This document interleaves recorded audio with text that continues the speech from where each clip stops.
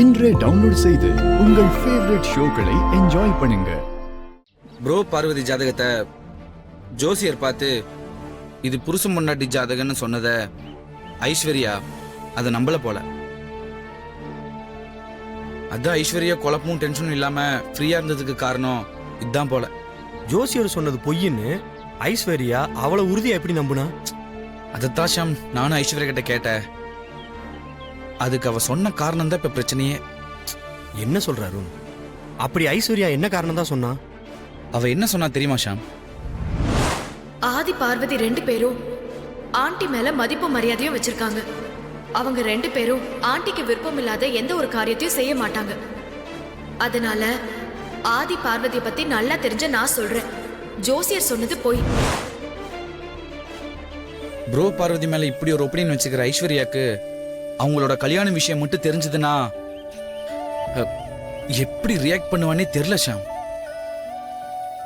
ஒருவேளை விஷயம் தெரிஞ்சதுக்கு அப்புறம் ஐஸ்வர்யா ப்ரோ பார்வதிக்கு எதிராக திரும்பிட்டா என்ன பண்றது? ப்ரோ பார்வதி கல்யாணத்தை அம்மா ஏத்துக்கிறதுக்கு வீட்டோட 2வது மருமகளா இருக்கிற ஐஸ்வர்யா அவளோட சப்போர்ட்டும் இருந்திருந்தா இன்னும் பக்கபலமா இருக்கும் ஷாம். நீ சொல்றது கரெக்ட் தான் அருண். ஆனா ஐஸ்வர்யா எப்பவும் தான் எடுத்த முடிவுல சரியா இருந்ததே இல்லை. ஸ்டெடி மைண்ட் இல்லாத ஐஸ்வர்யா நாளைக்கு ஆதி பார்வதி மேரேஜுக்கும் கண்டிப்பா சப்போர்ட் பண்ணலாம்ல. அப்படின்னாலும் ஆச்சரியப்படுறதுக்கு இல்லைல்ல. அதனால இதெல்லாம் மைண்ட்ல வச்சுட்டு குழப்பிட்டு இருக்காத, சரியா? ரிலாக்ஸ்டா இரு. வணக்கம் ஜோசியரே. வணக்கம். வாங்க உட்காருங்க. சரி, நீங்க எங்க இருந்து வரீங்க? நாங்க ஆதிக்கட ஒரு அகிலாண்டேஸ்வரி வீட்ல இருந்து வரோம். அகிலாண்டேஸ்வரி என் அக்கா தான். அக்கானா கூட பிறந்த அக்கா இல்ல. அவங்க மூத்த மருமக, நான் 2வது மருமக. என்ன இந்த ஆளு, நான் ஆதிக்கட ஒரு குடும்பத்துக்கு 2வது மருமகன் சொல்ற, கொஞ்சம் கூட மரியாதையே இல்லாம சிரிச்சுக்கிட்டு இருக்கான். என்ன என் முகத்துல விழிக்க சங்கடப்பட்டுட்டு அந்த அம்மா உங்களை அனுப்பி வச்சிருக்காங்களா? என்ன சொல்றீங்க? அவங்க எதுக்கு உங்க முகத்துல விழிக்கிறதுக்கு சங்கடப்படணும்? அவங்க கொண்டு வந்த ஜாதகம் புருஷன் பொண்டாட்டி ஜாதகம்னு நான் சொன்னதை அவங்க நம்ப மாட்டேன்னு சொன்னாங்க. அவங்களுக்கு நம்பிக்கை வரணும்னு நான் ஒரு சீட்டுல அவங்களுக்கு நடக்க போறதை எழுதி ஒரு கவர்ல போட்டு அவங்க கையில கொடுத்தேன். சம்பவம் நடந்து முடிஞ்சதுக்கு அப்புறம் நீங்க அதை பிரிச்சு படிங்கன்னு சொல்லியிருந்தேன். அவங்க பிரிச்சு படிச்சிருப்பாங்க. உண்மைய புரிஞ்சுக்கிட்டு அவசரப்பட்டு தப்பா பேசிட்டோமே, எப்படி என் முகத்துல முழிக்கிறதுன்னு உங்களை இங்க அனுப்பி வச்சிருப்பாங்க. நீங்க நினைக்கிற மாதிரி எல்லாம் ஒண்ணுமே நடக்கல. சீட்ல எழுதின மாதிரி ஒண்ணுமே நடக்கல. நீங்க என்ன சொல்றீங்க? நான் எழுதி கொடுத்த மாதிரி நடக்கலையா? ஆமா, நடக்கல. நீங்க சீட்ல வியாபாரத்துல பெரிய நஷ்டம் வரும்னு எழுதி கொடுத்தீங்க. ஆனா அப்படி எதுவும் நஷ்டம் ஆகல. இன்னும் சொல்ல போனா எங்க அக்கா அந்த சீட் எடுத்து படிக்கிறதுக்கு முன்னாடி வியாபாரத்துல பெரிய லாபம்னு தான் போன் வந்தது. இல்ல இல்ல இல்ல இல்ல, எங்கேயோ தப்பு நடந்திருக்கு. என்ன சொல்றீங்க நீங்க? என்ன தப்பு நடந்தது? அதானே, தப்பு நடந்திருக்குன்னா என்ன தப்பு நடந்திருக்கு? வியாபாரத்துல நஷ்டம்னு நான் எழுதி கொடுக்கல. உண்மையா சொல்றீங்க? ஆமா. அப்ப நீங்க பேப்பர்ல என்ன எழுதி கொடுத்தீங்க? நாளைக்கு காலையில சரியாக 8:30 மணிக்கு உங்க தலைக்கு ஆபத்து வரும், அதுக்கப்புறம் 8:31க்கு நீங்க இதை பிரிச்சு படிங்கன்னு சொல்லியிருந்த. ஆனா அந்த ஆபத்துல இருந்து நீங்க செஞ்ச தர்மம் உங்க தலைய காக்கும் அப்படின்னு தான் நான் அந்த பேப்பர்ல எழுதியிருந்தேன்.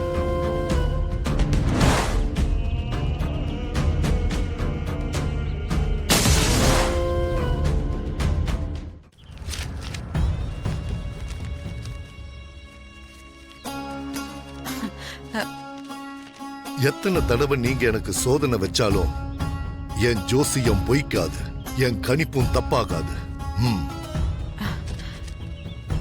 2 வாரத்துக்கு அப்புறம் தான் நீங்க அந்த கவரை பிரிச்சு படிச்சு பார்க்கணும். சரிங்க ஜோசியரே, நாங்க வரோம். ரொம்ப நன்றி. நல்லது.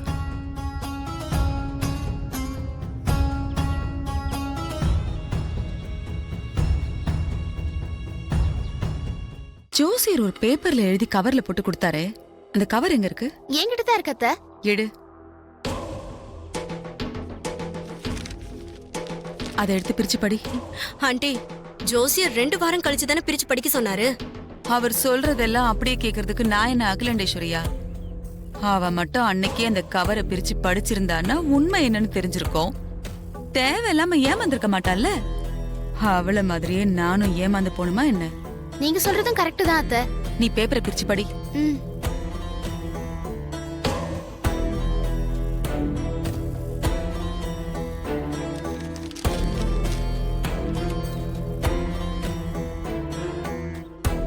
தடையும் சிக்கும் தலை உருளும். தடையும் சிக்கும் தலை உருளுமா? என்ன தடையும் சிக்கும்? யார் தலை உருளும்? ஒரே குழப்பமா இருக்கு. எனக்கு கூட குழப்பமா தான் ஆண்டி இருக்கு. எனக்கும் தான் அத்தை. நீ வண்டி எடு மித்ரா, வீட்ல போய் யோசிக்கலாம். அகிலாண்டேஸ்வரி கார்ல அடிபட்டு செத்துட்டாங்கிற நியூஸ் வரும்.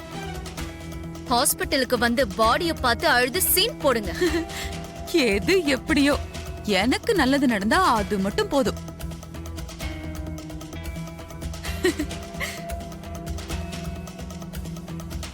அகிலா சீக்கிரம் செத்தா நல்லதுதான்.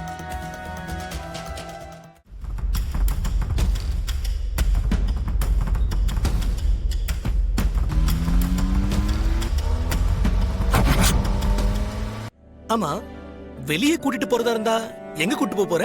எங்கேயாவது அவுட்டோர் பிளான் பண்ணிட்டியா? நீ சொல்றது நல்ல ஐடியா தான், ஆனா அது எப்படி ஒர்க் அவுட் பண்றது? அதிரடியா பிளான் பண்ணிட்டு நீ கொடுத்த ஐடியா தான்னு என்ன கோத்துட்றாதப்பா. நான் இப்பவே சொல்லிட்டேன். அதெல்லாம் இருக்கட்டும், முதல்ல பார்வதி எப்படி வெளியே கூட்டிட்டு போறதுன்னு ஐடியா சொல்லு.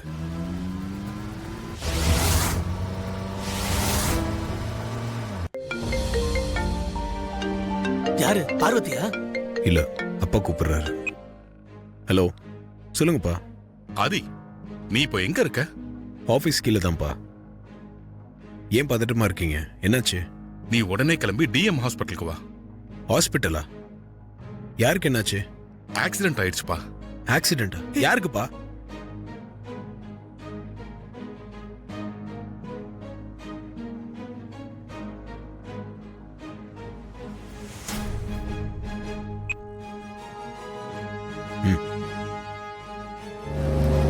ஆதி,